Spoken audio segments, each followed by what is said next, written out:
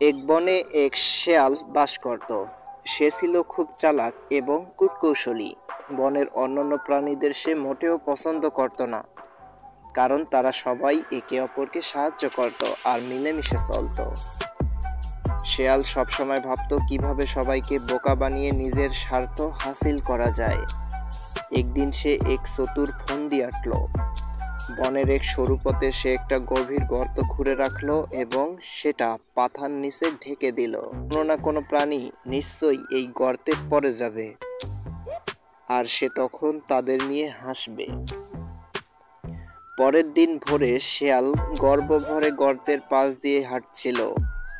মনে মনে ভাবছিল, আজ বুঝি কারো সর্বনাশ হবে। কিন্তু ভাগ্যের কি নির্মম পরিহাস! একটু অসাবধানতায় সে নিজেই গর্তে পড়ে গেল।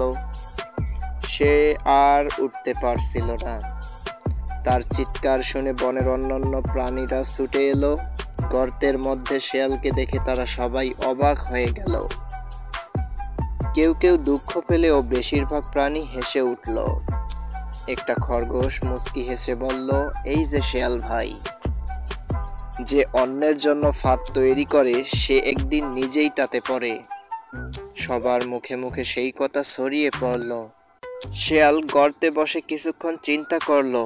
বাইরে সবাই মিলে হাসছে, তাকে নিয়ে ঠাট্টা করছে। এই অপমান সে জীবনে কোনোদিন ভোলে না। সে বুঝতে পারলো নিজের কৌশলে নিজেই ফেঁসে গেছে।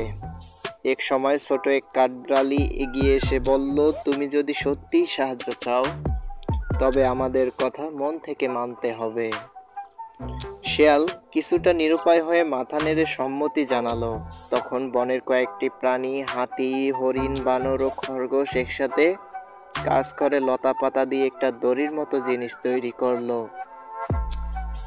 বানর গাছ থেকে সেটা ঝুলিয়ে শেয়ালকে গর্ত থেকে টেনে তুললো। গর্ত থেকে বের হয়ে শিয়াল চুপচাপ হয়ে দাঁড়িয়ে রইল। তারপর ধীরে ধীরে বলল, আজ আমি বুঝলাম, চালাকি করে অন্যের ক্ষতি করলে সেটা একদিন নিজের কাছেই ফিরে আসে। আমি সত্যিই দুঃখিত। বনের প্রাণীরা একে একে মাথা নাড়ালো। খরগোশ বলল, ভুল করলে শাস্তি পেতে হয়, কিন্তু ভুল থেকে শিক্ষা সবাই ক্ষমা করে। সেদিন থেকে শেয়াল আর কোনো ফাঁদ পাতেনি।